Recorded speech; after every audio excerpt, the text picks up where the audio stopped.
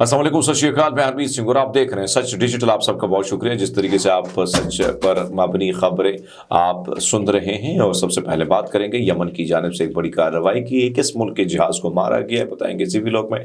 Hezbollah की कुछ कार्रवाइयाँ हुई हैं वो भी बताएंगे इसी व्लॉग में। कनाडा क्या तस्लीम करने जा रहा है इस वक्त फ़लस्तीन को। साथ साथ हम ये भी बात करेंगे कि इसराइल का एक और मेजर मारा गया है जबकि 4 फौजी भी गजा में हलाक हुए हैं। आप सबका बहुत शुक्रिया जिस तरीके से आप सच डिजिटल को सपोर्ट करते हैं। सबसे पहले बात करेंगे इस वक्त आपको बताते चले कि यमनी मुसल्लह अफवाज ने गुज़िश्ता रात इसराइली बंदरगाहों को जाते हुए एक बरतानवी बहरी जहाज को बराह रास्त निशाना बना डाला। वहाँ पर जो है अभी तक इसकी तस्दीक या तरदीक बरतानिया ने नहीं की। जैसे चीज़ें आएंगी वो बताएंगे आपको बताते चले कि नेतन्याहू और उसके फौजियों की एक बड़ी बुरी सुबह और एक तबाहकुन दिन। अल-क़स्साम ने ऐलान किया कि गजा की पट्टी के शुमाली इलाके जबालिया में एक ताकतवर जो है बम से लेस एक मकान को धमाके से उड़ा दिया है जिसमें तकरीबन 10 इसराइली फौजी हलाक या जख्मी हैं। हलाकतों के हवाले से वो खबर भी मैं आपको देता हूँ, लेकिन पहले अल-क़स्साम ब्रिगेड ने जो है शुमाली गजा में एक धमाका खेज डिवाइस के साथ मरकावा टैंक और RPG टैंडम शेल के साथ D9 फौजी बिल्डोजर को भी तबाह कर दिया है। ये बहुत बड़ी कामयाबी है जो मैं आपके सामने रख रहा हूँ। इसराइली अखबार जनूबी लेबनान में दाखिल होने वाले ज्यादातर इसराइली फौजी जमीन पर कोई पेशकदमी के बगैर सरहद पार से पीछे हट गई है।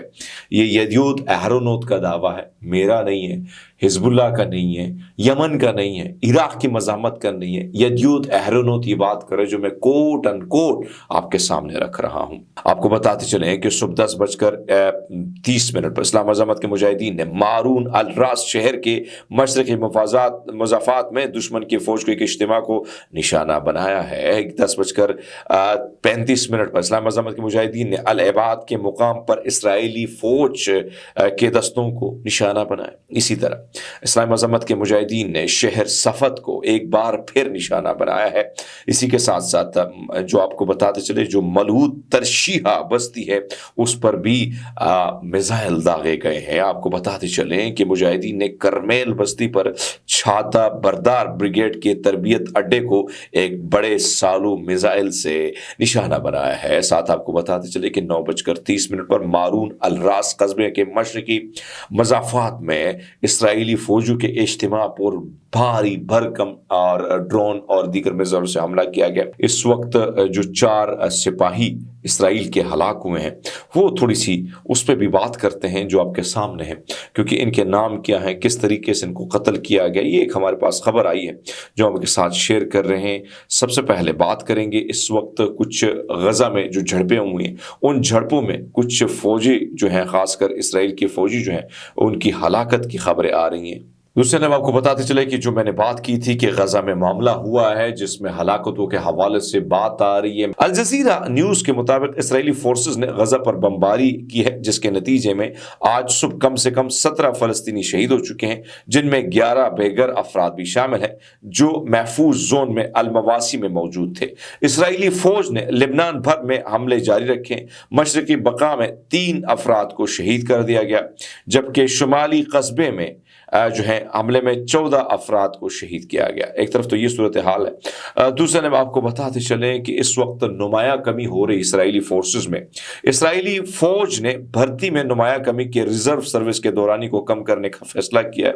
इसराइली न्यूज़ चैनल 1224 ने इंकिशाफ किया कि फौज ने 2024 में औसतन 20 हफ्तों के बजाय 2025 में रिजर्व बटालियन के ऑपरेशन सर्विस की मुद्दत को सिर्फ 9 हफ्तों तक महदूद करने का मंसूबा बनाया। चैनल ने कहा कि ऑपरेशनल कमांड रिजर्व सर्विस को ऐसी मुसलसल मुद्दत में जो है बार अब फैसला हुआ है बजाय इसके कि इसे मुख्तलिफ औकात में तकसीम किया जाए ताकि रिजर्व फौजियों पर दबाव कम किया जा सके। इसराइली अखबार यदूद अहरोनोत ने लिखा है कि फौज को रिजर्व सर्विस में शमूलियत की शरह में 15 से 25% तक कमी का खदशा है। आपको बताता रहा कि भाई कमी आ रही है, इवन रिजर्व फोर्सेस में भी कमी आ रही। 22 से 24 हजार डॉलर ऑफर की जा रही सैलरी की, उसके बावजूद कोई कहने को तैयार नहीं है। तो ये बहुत बड़ा नुकसान इस वक्त इसराइल को हो रहा है। एक तरफ तो ये सिचुएशन है, कनाडा ने बहुत बड़ा ऐलान किया है। कनाडा ने जो ऐलान किया वो बहुत बड़ा ऐलान है और उस ऐलान में कहा गया है, कनाडा ने कहा है कि हम خیال ملک کے ساتھ فلسطینی ریاست کو تسلیم کرنے میں بات چیت کر رہے ہیں۔ ایک سرکاری عہدیدار نے پارلیمنٹ کی کمیٹی کو بتایا جو اس اعلان کی جانب تیز ترین راستے کا مطالعہ کر رہی ہے۔ الیگزینڈر لیوک یورپ مشرقی وسطی اور آرکیٹیکٹ برانچ کے اسسٹنٹ ڈپٹی وزیر نے کہا کہ ہم نوٹس کر رہے ہیں جو مختلف احتجاج ہو رہے ہیں، جو مختلف پالیسیاں دنیا کی بدل رہی ہے۔ اب ہم بھی سوچ رہے ہیں کہ ہم ایک دوسرے کے ساتھ بات کر رہے ہیں، اپنے ہم خیال ممالک کے ساتھ بات ہو رہی ہے، مختلف پہلوؤں پر غور ہو رہا ہے۔ لیوک نے ان ممالک کے نام نہیں لیے جن کے ساتھ یہ بات چیت ہو رہی ہے، کیونکہ یہ سفارتی بات چیت کی خفیہ نوعیت کی وجہ سے ہماری بہت ساری ہم خیال ممالک انہی تصورات کو غور کر رہے ہیں اور سوچ رہے ہیں کہ فلسطین کو آزاد ریاست کے طور پر تسلیم کر لیا جائے۔ یہ بہت بڑی خبر ہے جو آپ اس وقت سن رہے ہیں۔ کوئی چینل، کسی چینل پہ بھی آپ کو یہ نظر نہیں آئے گی، بلکہ ہماری کوشش ہوتی ہے کہ آپ کو ہر خبر سے باخبر رکھا جائے کہ دنیا بھر میں کیا ہو رہا ہے۔ اب تک کے لیے اتنے، بہت سارا خیال رکھیں، بہت شکریہ۔